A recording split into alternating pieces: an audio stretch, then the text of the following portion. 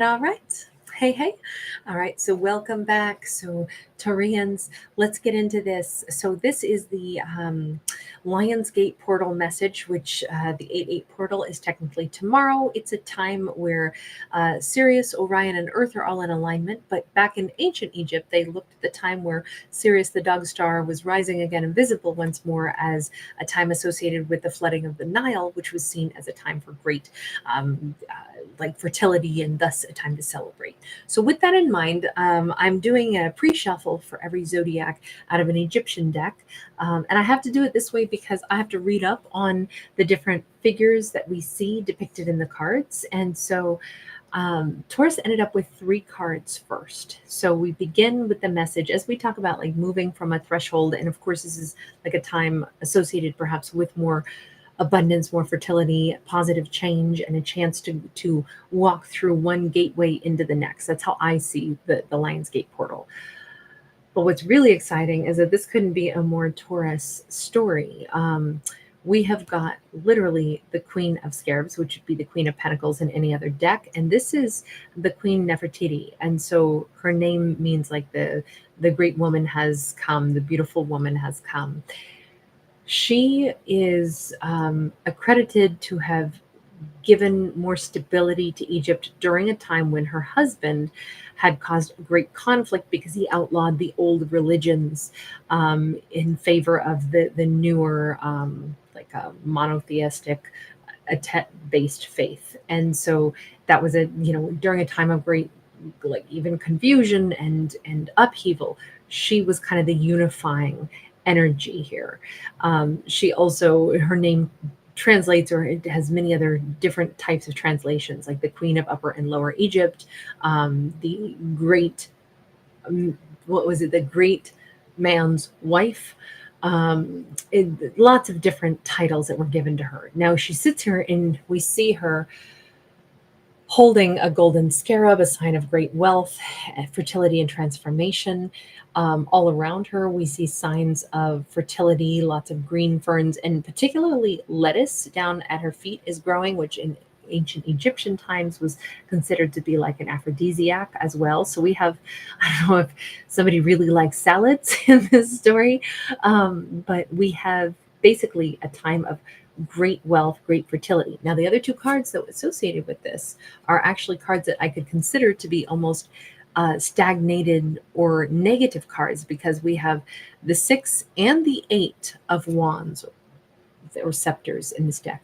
So we have lack of motion and we have lack of confidence or lack of, success. But that's going to be, well, let's put it this way. Remember when I said she was responsible for creating stability during a time of great upheaval because her husband was trying to outlaw the old religions? This would be like during times of blockages, we have a Taurus who can rise to the occasion and perhaps become the person who offers solutions to stagnation, or offers solution to change, or helps to present information in a slightly different manner.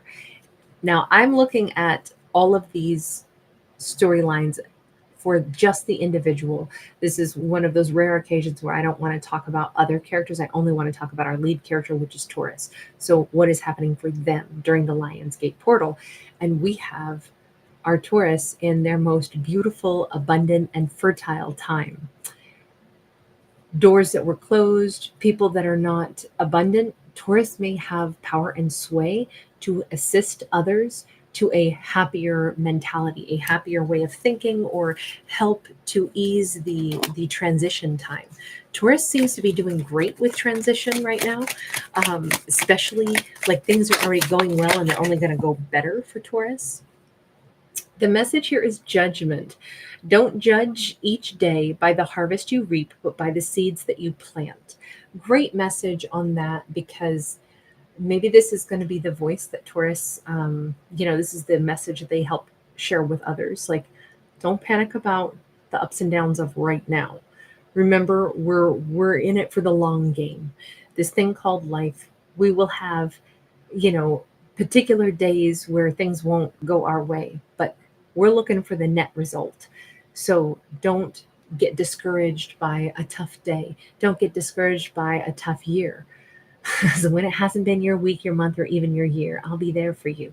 Sorry, I don't know if somebody's a Friends fan, but we got that song, theme song to Friends, coming out of my mouth right now. What's the celestial influence? Ophiuchus, very nice. The shaman.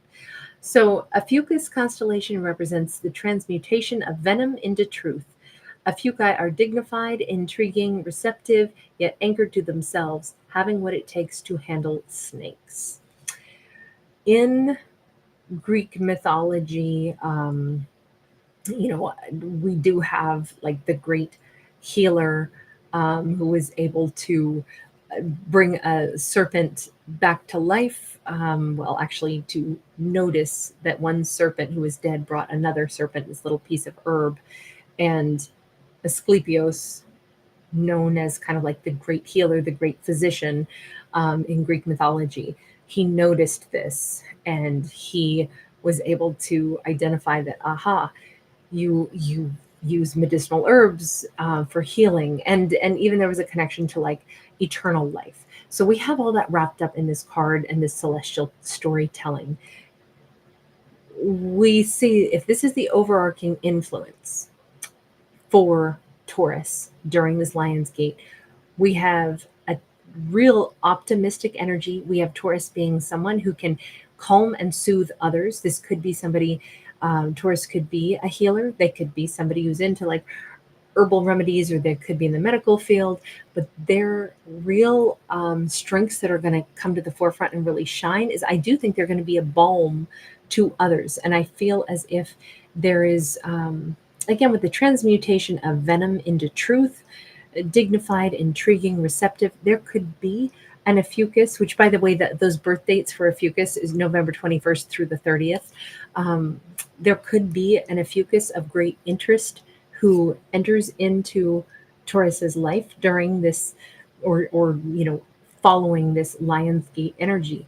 But I feel like Taurus is going to step into this really powerful timeline where they are going to give support to those who need it, confidence to those that are shaken, healing energy and positive reminders. And I feel like this is more like Taurus has a big role to play. Each zodiac has had a very different message. Taurus and I think Leo are both in leadership positions, where other zodiacs, I think like Capricorn was much more on like an inner, like this is impacting them at an inner energetic state. Taurus seems to be getting pushed into more of the limelight after this 8/8 portal. So a time of greater fertility means they may have the ability to give energy to those around them. We have the Lovers in the reverse. Gemini energy there, instead of being of two minds, I think Taurus is very driven. They're very precise. Taurus could also not only be giving other great advice, like I'm picturing this Taurus could be someone who is going to wind up being like a great touchstone for others. Taurus could give others like great relationship advice on how to move forward, how to make choices, real choices for what we want and who we want. How to actually, again, they could be a marriage counselor, they could be a relationship counselor, they could be a life coach. Any of those energies, it feels like Taurus is a very, maybe they're going to give a TED talk or give a speech or something, but Seven of Pentacles. I think that the big message here, and I think these are the words that Taurus lives by themselves, especially following this 8/8 portal, but this is also maybe the advice that they would share with others, is choose the person that you would be with on your worst days. Choose the person that, they have traits, sure. Everybody's got traits that we don't like.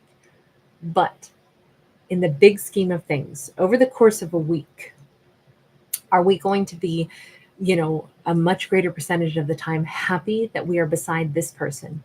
Or over the course of a week, are we going to be unhappy that we are beside this person?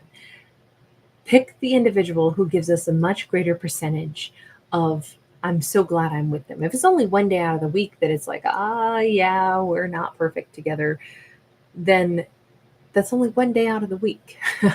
um, if nothing is perfect, but rather, this again, it says, don't judge each day by the harvest you reap, but by the seeds that you plant.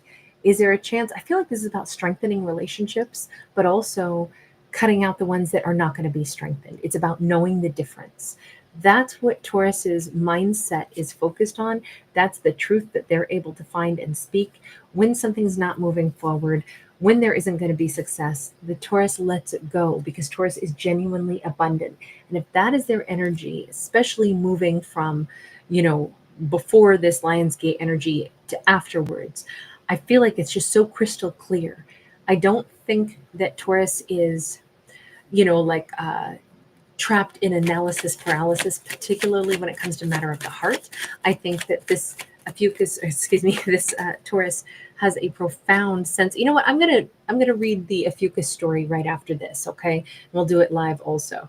We have Judgment. We have Scorpio. Since we've had Judgment twice, I'll do Scorpio also. Which Scorpio and Ophiuchus sit very close together as well when we talk about the transit of the sun through the zodiac. So. This is very maybe relevant. So Taurus could be connected to either Scorpio or Ophiuchus characters. But we have,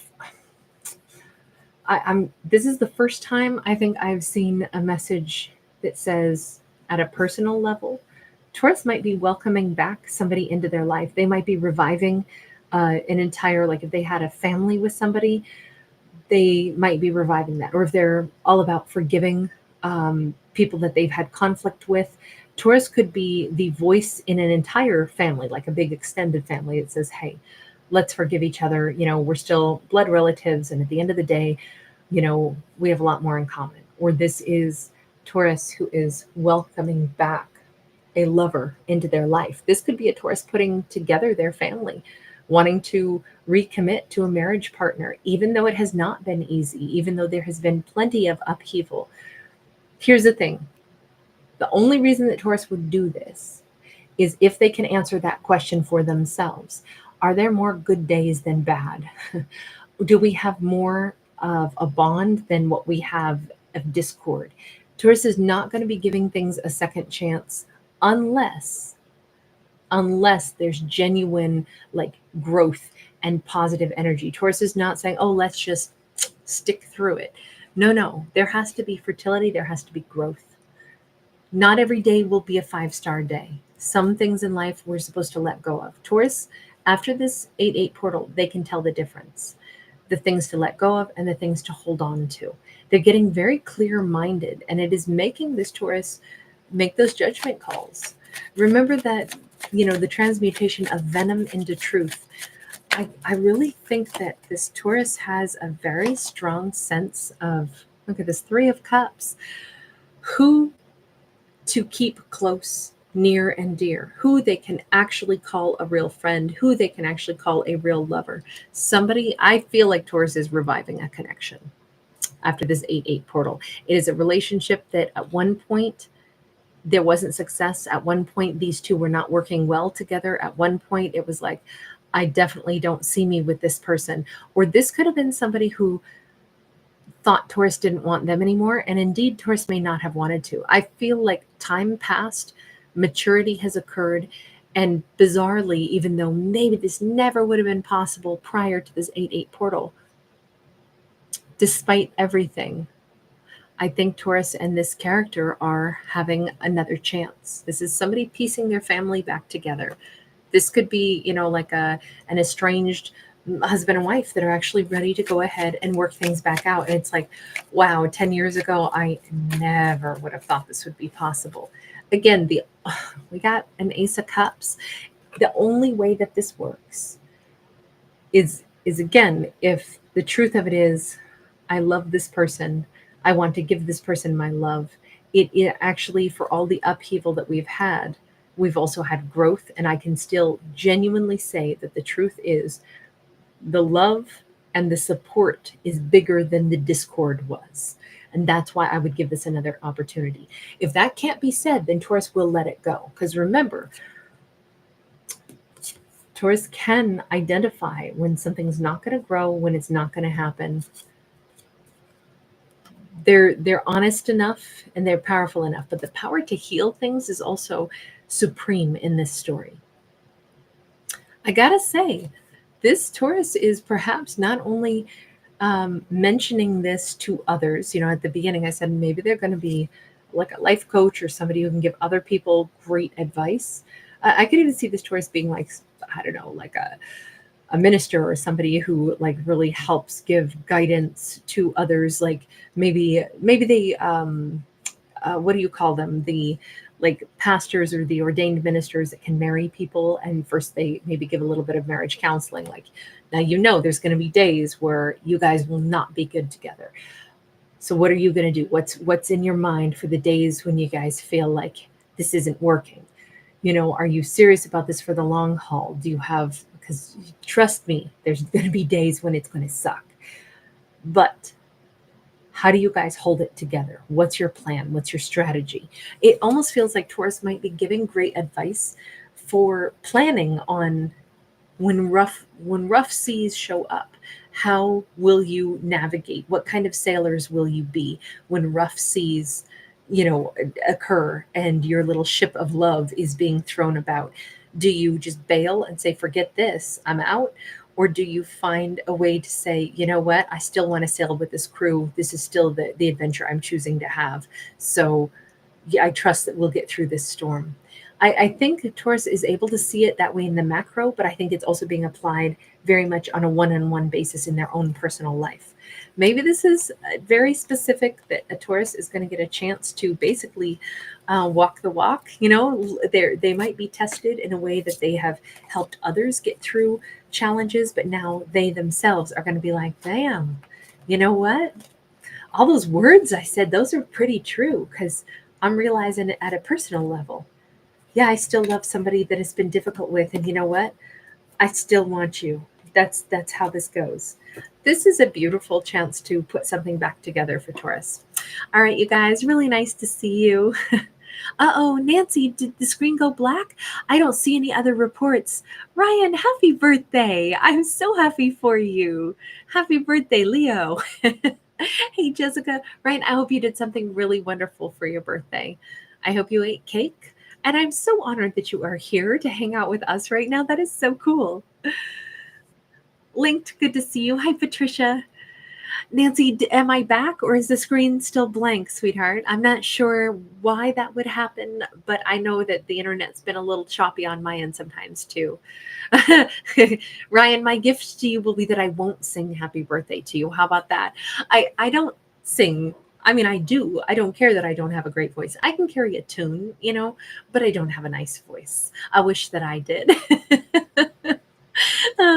But happy birthday to you. Hey, Lynn, it is my pleasure. Thank you for popping in. Nancy, it's still a blank screen. Sweetheart, I think it might just be something going on your end, because I don't see anybody else in the chat telling me that I'm just a black screen.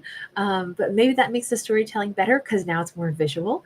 I can tell you that Nefertiti was in a glorious like tangerine orange dress, sitting in her throne with tons of lush green ferns around her and those aphrodisiac lettuces growing at her feet. That's kind of a strange mental image, but that's what we had on that card. You guys, thanks again, everyone. So nice to see you. Hey, Slay Princess. Happy birthday again, Ryan. I think we're all here singing happy birthday in our heads for you. Diana, thank you. Lots of love, honey. All right, you guys, so we got to get to Ophiuchus and Scorpio next, since both of those came up in this. Oh, I hope not also, Nancy. Hang in there. Bye for now, honey. Bye.